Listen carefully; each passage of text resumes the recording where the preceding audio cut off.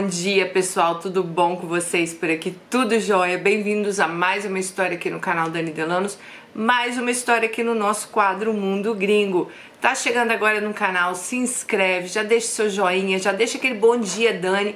Deixa seu joinha aí no início do vídeo pra você não esquecer, porque o joinha é muito importante pra gente, tá, gente? Muito importante pra esse canal. Bom, eu vou deixar um QR Code aí na telinha. Se você apontar a câmera do seu celular para ele, você já vai me seguir em todas as redes sociais. Tem todas as minhas redes sociais lá. Não se esqueça que você mandando a sua história, né? A história mais vista do mês, ela leva $100, a autora da história. Então, esse mês agora de julho já está quase acabando. Em agosto a gente já vai falar quem foi a vencedora de julho. E assim consecutivamente. Espero fazer isso pelo menos até o final do ano. Essa promoção aí vai estar rolando. Então você tem tempo aí de sentar e escrever sua história. Gente, por falar em escrever história, eu recebi uma história hoje que eu abri, era 86 páginas. Aí eu falei, meu Deus! Só que aí a história mesmo acho que é 30 páginas. O resto ela mandou de fotos. Gente, mas a história dela... Sério, eu acho que ela deveria ser escritora, porque ela escreveu como se ela estivesse escrevendo um livro mesmo, sabe?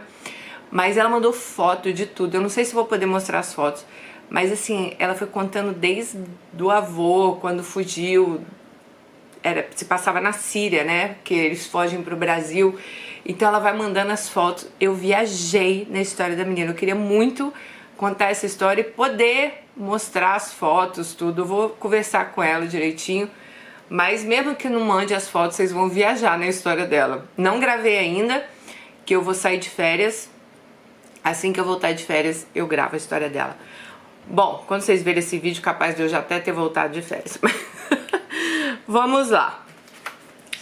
Dani, meu nome é Alice, tenho 24 anos e nunca fui feliz. Eu nasci em janeiro de 1998.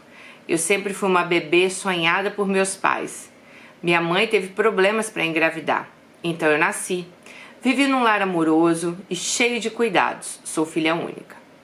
Desde pequena me sentia diferente das outras meninas da minha família de parte paterna. Todos são muito pardos e eu sou uma mulher com muitas características negras. Puxei isso da minha mãe e sempre fui acima do peso. Então eu me sentia um patinho feio e com o passar do tempo, meu aspecto não melhorou. Nunca fui uma pessoa rica, muito ao contrário. Morei com a minha avó durante um bom tempo. Dani, que saudade que eu tenho da minha avó, do abraço quentinho, do cuidado que ela tinha comigo. Meu pai tentou me dar uma boa educação. Ele e mamãe suavam para pagar a minha escola primária, pois na minha cidade o ensino infantil só tinha particular. Essa escola foi um verdadeiro inferno na minha vida. Ela me gerou traumas que me ocorrem até hoje. Gente, presta atenção nisso para vocês verem como os traumas vêm lá de trás, né? Eu, pobre, feia, todos da escola riam de mim, me batiam, faziam bullying comigo. Eles me humilhavam tanto, faziam piadinhas sobre meu peso, me chamavam de baleia assassina e todos esses apelidos maldosos. Eu nunca soube lidar com isso. Quando contei para os meus pais, eles decidiram ir até a escola resolver, mas o bullying piorou, pois os agressores sofreram e acabaram descontando em mim. Meus pais, vendo meu sofrimento, me mudaram de escola. Acabei sendo transferida para a escola onde meu pai era diretor. Ali foi maravilhoso. Nessa escola eram todos iguais a mim. Ninguém zombava de mim pelo meu peso, cor da pele ou meu poder aquisitivo, já que eles se sentiam intimidados pelo fato do meu pai ser diretor da escola e minha mãe professora. Isso era 2004.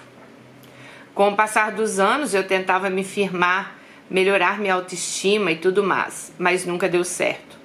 Eu olhava minhas primas lindas, atraentes e eu um nada. Somada à minha falta de autoestima, a criação que meu pai e minha mãe me deram era muito restritiva. Eu não podia sair à noite com as amigas, eu não podia dormir na casa das minhas amigas, eu não podia viajar com as minhas tias e madrinhas, ou seja, eu vivia presa em casa. Porque além de não me deixarem fazer nada, eles não saíam também para lugar nenhum, não viajavam. Com isso, eu fui me sentindo sozinha e fechada num mundo só meu. Imaginem a cabeça de uma adolescente de 15 anos que via todos os amigos, primos fazendo várias coisas interessantes e eu presa em casa, tendo que lidar com meus pensamentos acelerados. Me descobri uma pessoa depressiva. Eu chorava até dormir. Eu fingia ser feliz, mas por dentro eu era um caco. Eu nunca fui uma aluna modelo. Eu sempre tive que estudar muito para poder passar raspando de ano. Meu pai não aceitava isso. Ele queria que eu fosse boa aluna igual a ele. Então meu pai também me cobrava muito, me fazia estudar por horas e horas, enquanto todos os meus colegas faziam algo interessante. Bom,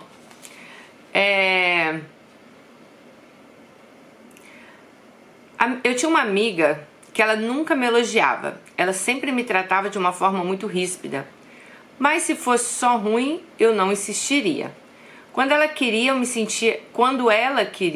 ela conseguia me fazer sentir confortável e amada. Finalmente, em 2015, chegou a época do Enem. Meu sonho, fazer medicina para cuidar de pessoas e fazê-las sentirem cuidadas e bem consigo mesmo. Mas eu, como morava numa cidade muito pequena, a educação sempre deixou a desejar. E meu pai trabalhou muito para mudar isso na cidade. Mas os colegas lá de serviço, deve ser da escola, né, nunca o ajudaram. Somado a esse problema, tinha a questão de eu ser uma aluna mediana. Então, como eu ia passar em medicina? Eu fiz o Enem em 2015 e fui péssima. Meu pai ficou muito decepcionado comigo, porque ele tinha idealizado muitas coisas para mim e não conseguiu alcançar meu objetivo.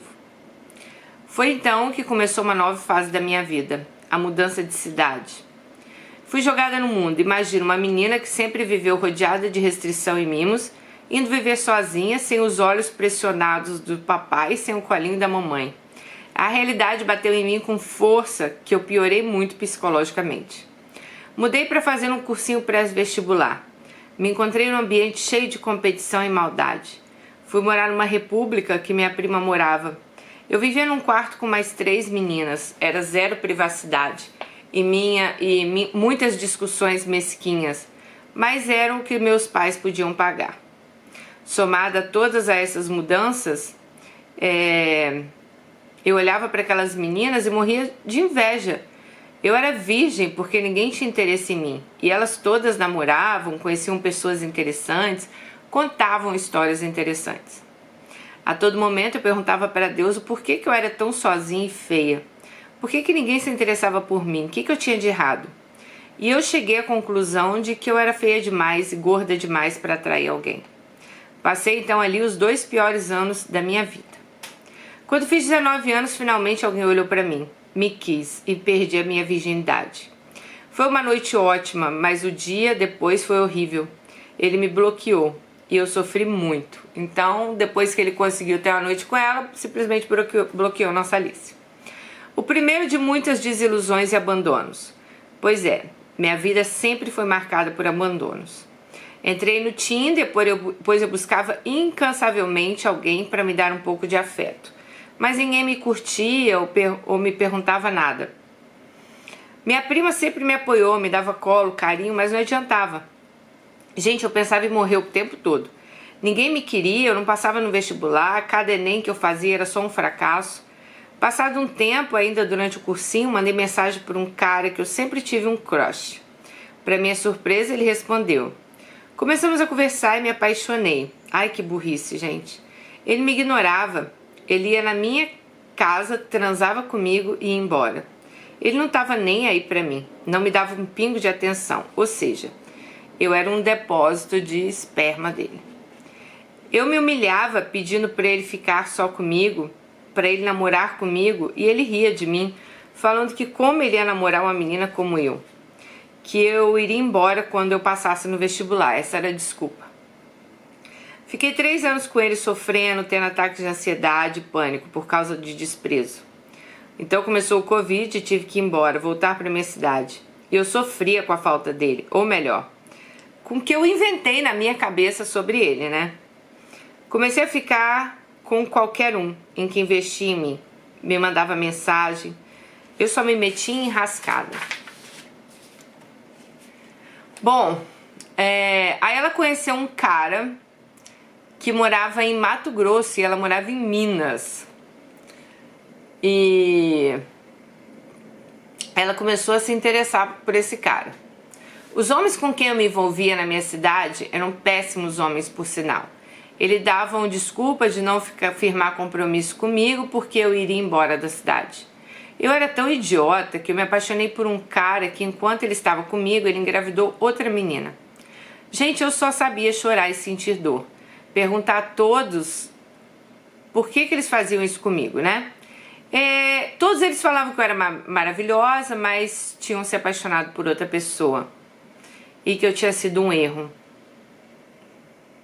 Eu implorava por amor, implorava por cuidado, eu era pura carência, porque eu nunca tive afeto de homem, nunca me senti cuidada e querida.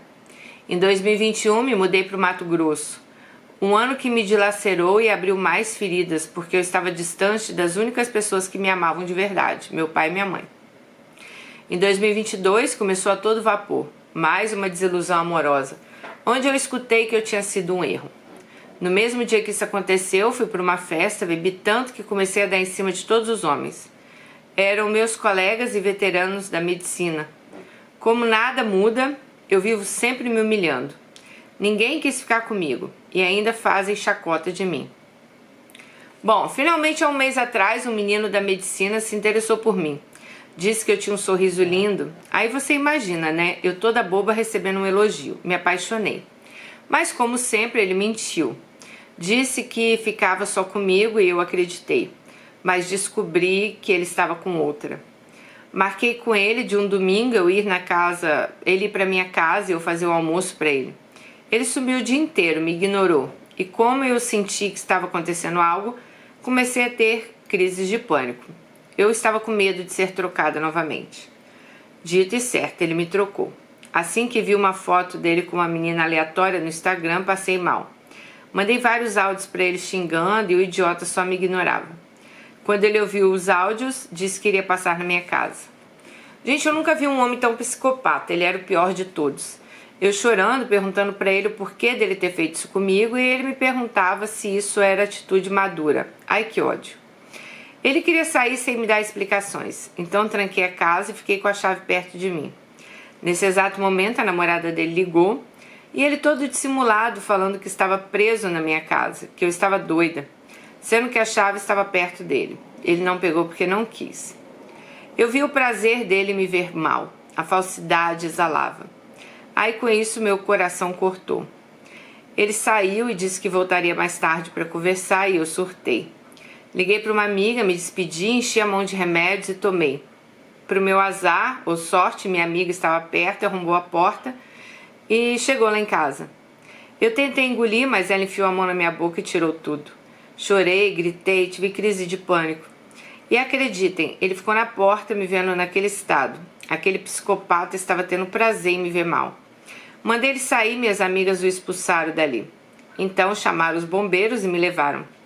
Fizeram uma lavagem e fiquei bem. Isso tudo aconteceu no dia 11 de julho de 2022. Estou escrevendo esse e-mail com uma dor dilacerando meu peito. Esse último idiota foi uma gota d'água num copo de rejeição que estava sendo cheio desde a minha infância. Eu devo a minha vida aos meus amigos, pois fui socorrida a tempo. O bullying criou cicatrizes profundas que podem nunca sarar, e eu sou um exemplo disso. Aí ela pede desculpa pelos erros de português. Ela falou, nossa, Dani, escrevi essa carta no calor da emoção, mas que ela queria muito dividir isso com a gente. Olha, amiga, deixa eu te falar uma coisa. Eu sei que não é fácil sofrer bullying, né? Eu sofri bullying. Antigamente não tinha esse nome, mas... Aliás, eu acho que todo mundo já sofreu um bullying uma vez na vida, né? Eu era sempre alta, eu tenho 1,77 m, já falei pra vocês. Eu era muito magra na minha época, assim. Eu acho que com 14 anos eu já tinha essa altura. Eu não cresci mais depois. Então, assim, eu cresci, então sempre eu era uma das mais altas da sala. E eu era muito magra, mas muito magra mesmo. Então eu tinha vários apelidos. Olivia Palito. Nossa, eu tinha muito. Girafa, né? Então, assim... Ah, Dani, mas pô, você era muito magra. Sim, mas do mesmo modo que talvez isso me doía, dói nela também por ser chamada de baleia, né? De tudo isso que chamavam ela. Eu vou te falar uma coisa. Pelo que você contou aqui, eu acho que você tem que procurar sim um psicólogo urgente. Porque você tem que reaver sua autoestima. Você tem que se amar primeiro. Você aceita migalhas de qualquer homem. E as pessoas, deixa eu te falar uma coisa, amiga, elas te veem como você se vê. Então, se você se vê uma pessoa pra baixo, uma pessoa feia, uma pessoa isso, uma pessoa aquilo, essa é a imagem que as pessoas vão ter de você. Você pode ser a mulher mais linda do mundo.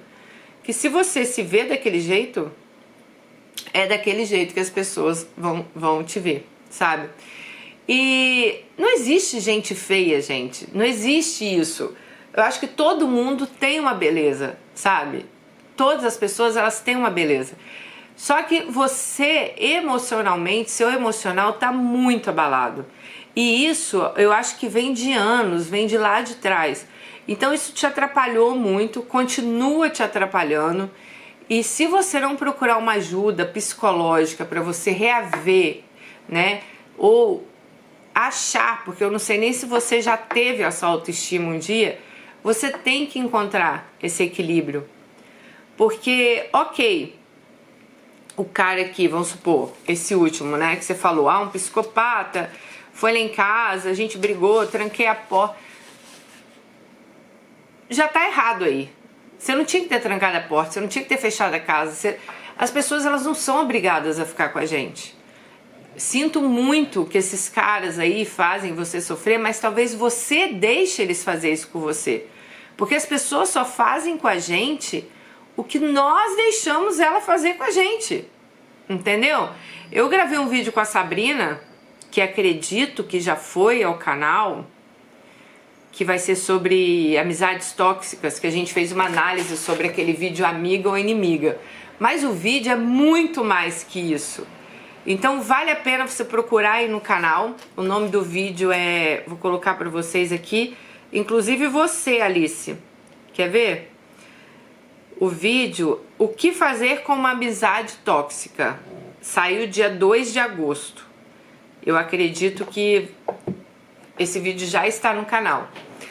A Sabrina falou coisas incríveis nesse vídeo, a Sabrina é psicóloga, e eu acho que todas vocês deveriam ver isso, porque foi muito além de uma amizade tóxica, né? Foi de relacionamentos tóxicos. E é incrível, assim, quando ela começou a falar, eu comecei eu até falei com ela nesse vídeo, nossa, cada vez que eu gravo com você, eu fico mais apaixonada pela psicologia. Porque realmente, as pessoas fazem com a gente o que a gente deixa elas fazer. Então, amiga, se esses caras estão fazendo isso com você, é porque você está deixando eles fazerem isso com você. Você tá entendendo? Claro que vem aí a parte da carência, vem todo esse passado aí que você carrega. A questão, não sei se você já está fazendo medicina, você não falou, mas você falou que mudou para o Mato Grosso. Me deu a entender aqui que você está fazendo medicina, mas não sei se você está fazendo, mas você fala de festas com veteranos de medicina e tal. Se tiver, que bom, sabe? Que ótimo que você está fazendo, mas você tem que procurar no fundo aí qual é o problema. Procurar da onde veio isso tudo, porque isso pode ter certeza que uma boa psicóloga, ela pode te ajudar com isso, né? Então, gente, eu acho que o problema dela é muito profundo, não é uma coisa que, mas você é carente, você não sei o quê. É um problema, eu acho que você carrega talvez desde lá da sua infância, por causa dos bullies, talvez a maneira também que seus pais criaram. A gente quer super proteger, eu também sou mãe, eu sei como é que é, mas eu falo que meus filhos tiveram muita sorte de ter um pai igual a Bruno. Porque se tivesse tido só uma mãe igual a mim, eu acho que eu teria super sufocado meus filhos. E o Bruno, ele entende que os meninos têm que, né? Então, por exemplo, hoje a minha filha mora fora, né? Mas quando ela foi morar fora, ela já estava preparada para isso. porque ela desde pequena já queria fazer medicina e ela tinha quase plena certeza que ela talvez fosse fazer uma faculdade fora de Vitória. Então assim, a Melina, ela já tinha uma cabeça focada para isso, né? Eu que ficava morrendo de medo, meu Deus, como minha filha vai sair de casa e não sei o quê. O meu filho também. Então assim, eles viajam sozinhos, eles fazem as coisas deles sozinhos. Eu sei que pro pai e pra mãe, nossa, quando seus filhos batem asas, né? Minha filha tem a sua idade. Nossa, meu coração fica a mil. Mas a gente realmente tem que criar filho pro mundo. Não adianta sufocar, não adianta querer super proteger, porque uma hora eles vão precisar ir e eles têm que estar preparados para isso. Eu sei que é difícil, para mim foi difícil, eu sei que para nós que somos pais, mães, é difícil, né? Mas isso também pode ter atrapalhado aí um pouco você. E, amiga, procure uma terapia, sério, procure uma boa terapia, sabe? Eu tenho certeza que pode te ajudar a superar esses traumas que você tem da infância. Você precisa disso para você seguir em frente, para você viver. Você não pode ficar colocando, dependendo da sua felicidade, em cima de um homem, porque você falou que, ai, que ninguém me olha, ninguém... Mas isso é o mais importante para você na sua vida? Tipo, isso aí pra mim, hoje em dia, é uma consequência ter alguém do meu lado, sabe? Eu, por exemplo, na minha vida, eu botei objetivos muito maiores do que arrumar um homem ou alguém. Lógico que é bom se sentir desejada, é bom as pessoas te elogiarem, é bom as pessoas te olharem, mas eu acho que a vida da gente é muito mais do que isso.